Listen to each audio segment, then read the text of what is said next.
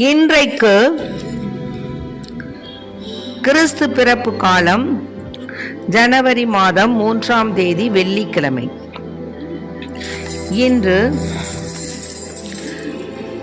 இன்றைய புனிதர் இயேசுவின் திருப்பெயர். இயேசுவின் திருப்பெயருக்கு விண்ணவர் மன்னவர் மண்டியிடுவர் என்பார் பவுல். அத்துணை சிறப்பு வாய்ந்தது இயேசுவின் திருப்பெயர். அதற்கு மகிமை சேர்க்கும் வகையில் இவ்விழா 15ஆம் நூற்றாண்டில் தொடங்கப்பட்டு 1721ஆம் ஆண்டிலிருந்து முறைப்படி கொண்டாடப்பட்டு வருகிறது. இன்று தேவன் நமக்கு தரும் ஜீவ நீர் ஊற்றான இறை வார்த்தைகள் திருப்பாடல் 98. இறை வார்த்தைகள் 1, 3, 4, 5, 6 முடிய. நாம் அனைவரும் பாட வேண்டிய பதிலுரை பாடல். மாந்தர் அனைவரும் நம் கடவுள் அருளிய விடுதலையை கண்டனர். மாந்தர் அனைவரும் நம் கடவுள் அருளிய விடுதலையை கண்டனர். ஆண்டவருக்கு புதியதொரு பாடல் பாடுங்கள், ஏனெனில் அவர் வியத்தகு செயல்கள் புரிந்துள்ளார். அவருடைய வலக்கரமும் புனிதமிகு புயமும் அவருக்கு வெற்றியை அளித்துள்ளன. மாந்தர் அனைவரும் நம் கடவுள் அருளிய விடுதலையை கண்டனர். இஸ்ரேல் வீட்டாருக்கு வாக்களிக்கப்பட்ட தமது பேரன்பையும் உறுதி மொழியையும் அவர் நினைவு கூர்ந்தார். உலகெங்கும் உள்ள அனைவரும் நம் கடவுள் அருளிய விடுதலையை கண்டனர். மாந்தர் அனைவரும் நம் கடவுள் அருளிய விடுதலையை கண்டனர். உலகெங்கும் வாழ்வோரே அனைவரும் ஆண்டவரை ஆர்ப்பரித்து பாடுங்கள். மகிழ்ச்சியுடன் ஆர்ப்பரித்து புகழ்ந்தேத்துங்கள்.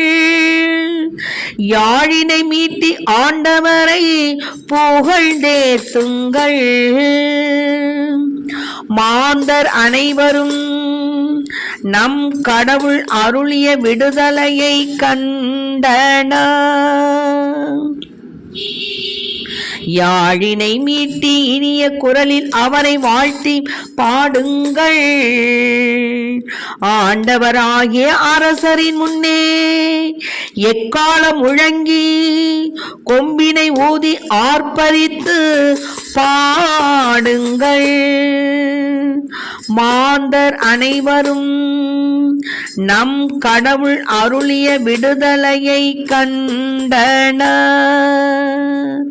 மாந்தர் அனைவரும் நம் கடவுள் அருளிய விடுதலையை கண்டனர். இன்றைக்கு நம் தேவன் தரும் ஜீவ நீரூற்றான இறை வார்த்தைகளை கேட்டோம். மாந்தர் அனைவரும் நம் கடவுள் அருளிய விடுதலையை கண்டனர். எப்படி கண்டனர்? ஏசப்பா பிறந்ததுனால அவருடைய பிறப்பு நம் அனைவருக்கும் மீட்பு. அதைத்தான் இங்கு குறிப்பிட்டு சொல்கிறாங்க. என்னென்னா, அந்த பிலிப்பு என்ற மன்னனுக்கு ஆண் குழந்தை பிறந்த பொழுது மக்களுக்கு அவன் என்ன செஞ்சான்? தங்க நாணயங்களெல்லாம் அள்ளி கொடுத்தான். இதை பார்த்துட்டு ஒருத்தர் சொன்னார், அரசே, உங்களுக்கு ஆண் குழந்தை பிறந்திருக்கிறது என்பதற்காக இப்படி செய்கிறீங்களா அப்படின்னு கேட்டப்ப அவன் சொன்னான், அதற்காக அல்லப்பா, மக்களுக்கு நேரிய வழியை உண்மையை சுட்டி காட்டுகின்ற அரிஸ்டாட்டிலின் காலத்தில் என் மகன் பிறந்திருக்கிறான், அதற்காக நான் கொடுக்கிறேன் அப்படின்னார். அப்போது அரிஸ்டாட்டில் மக்களுக்கு நேரிய வழியை சுட்டு காட்டினார். அவரை போன்று திருமுழுக்கு யோவான் ஆண்டவர் இயேசுவை மக்களுக்கு சுட்டி காட்டினார். நாமும் அவரை போன்று மக்களுக்கு இயேசுவை சுட்டி காட்டுவோம். அதன் வழியாக நம்ம இறை அருளை பெறுவோம்.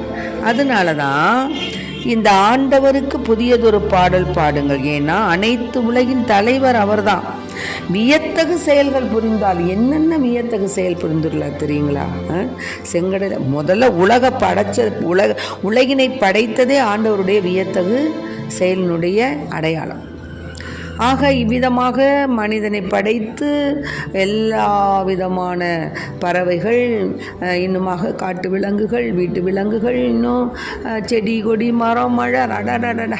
நம்ம ஊரில் பார்க்கும்போது ஒரு அழகு, வெளிநாட்டில் பார்க்கும் பொழுது அது ஒரு அழகு, அடாடாடா. இந்த செடிகளை பார்க்கும்போது செடியே பூவாக தெரியும். இப்படியாக எவ்வளவோ அதிசயங்களும் அற்புதங்களும் நம்ம ஆண்டவர் செஞ்சிருக்கார். அது மாதிரி இஸ்ரேல் மக்களை பலவிதமான வியத்தகு செயல்கள் செய்து வழி நடத்தியிருக்கிறார். அவருடைய வழக்கரமும் புனிதமிகு புயமும் அவருக்கு வெற்றியை அளித்துள்ளன. ஆண்டவர் தம் மீட்பை அறிவித்தார், பிற இனத்தார் கண்முன்னே தம் நீதியை வெளிப்படுத்தினார். இஸ்ரேல் வீட்டாருக்கு வாக்களிக்கப்பட்ட தமது பேரன்பையும் உறுதிமொழியும் அவர் நினைவு கூர்ந்தார். நினைவு கூர்ந்துதான் ஆண்டவர் என்ன பண்ணார்? 1 யோவான் 2:29 நம்ம பார்த்தோம்னா,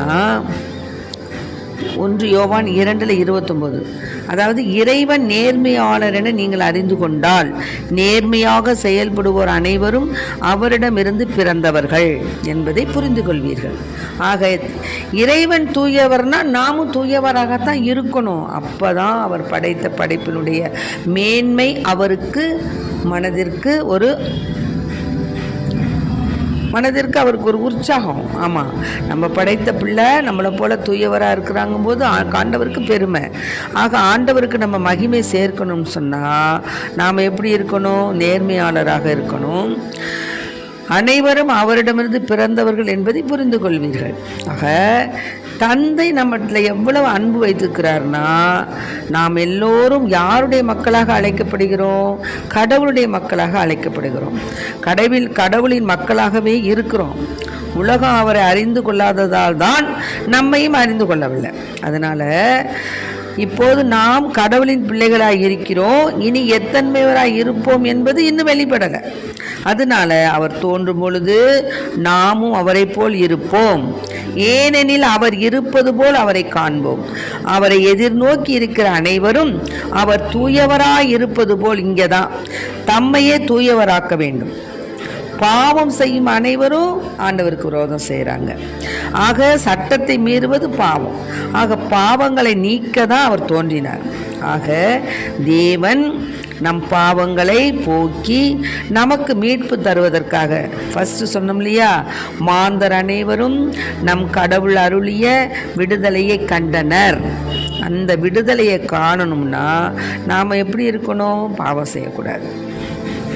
அதனால தான் ஏசப்பா அந்த காலத்தில் யோவான் 1:29-34 ஒரு இயேசு தம்மிடம் வருவதை கண்ட யோவான் என்ன பண்ணார்? இதோ கடவுளின் செம்மறியாம் இவரே உலகின் பாவத்தை போக்குபவர். எனக்கு பின் வரும் இவர் என்னை விட முன்னிடம் பெற்றவர், ஏனெனில் எனக்கு முன்பே இருந்தார் என்று நான் இவரை பற்றியே சொன்னேன். இவர் யார் என்று எனக்கும் தெரியாதிருந்தது. ஆனால் இஸ்ரேல் மக்களுக்கு இவரை வெளிப்படுத்தும் பொருட்டே நான் வந்துள்ளேன். தண்ணீரால் திருமுழுக்கு கொடுத்தும் வருகிறேன் என்றார். தொடர்ந்து யோவான் சான்றாக கூறியது, தூய ஆவி புறாவை போல வானிலிருந்து இறங்கி இவர் மீது இருந்ததை கண்டேன். இவர் யார் என்று எனக்கு தெரியாதிருந்தது. ஆனால் தண்ணீரால் திருமுழுக்கு கொடுக்கும்படி என்னை அனுப்பியவர் தூய ஆவி. இறங்கி யார் மீது இருப்பதை காண்பீரோ அவரே தூய ஆவியால் திருமுழுக்கு கொடுப்பவர் என்று என்னிடம் சொல்லியிருந்தார். நானும் அவரை பார்த்தேன், கண்டேன். இப்போ இவரே இறைமகன் என்ன சான்றும் நான் கூறுகிறேன் அப்படின்னு தேவனுடைய பிறப்புக்கு முன்னதாக சான்று கூறுவதற்காக பிறந்தவர் தான் யோவான். யோவானுடைய அந்த யோவான் எழுதிய நற்செய்தியை படிக்கும்போது அவர் கடவுளோடு எவ்வளவு ஐக்கியமாக இருந்தார், எவ்வளவு ஒப்புரவோடு இருந்தார், கடவுளோட எவ்வாறெல்லாம் அவர் பழகினார். கடவுள் அவரை எவ்வாறெல்லாம் நேசித்தார் என்பதை நம்ம பார்த்து புரிஞ்சிக்க முடியும். அதனால் மற்ற நற்செய்தியை விட யோவான் எழுதிய நற்செய்தி நமக்கு இன்னும் அதிகமாக ஆழமாக இறைவனை புரிந்து கொள்ள உதவும். எனவே நாம் இந்த நாட்களாவது யோவான் நற்செய்தியை படிப்போம், ஆண்டவரது ஆசிரை பெறுவோம். ஆமேன். Praise the Lord. மரியே வாழ்க. இயேசுவுக்கு புகழ், இயேசுவுக்கு நன்றி. இயேசுவின் இரத்தம் எங்கள் ஜெயம்.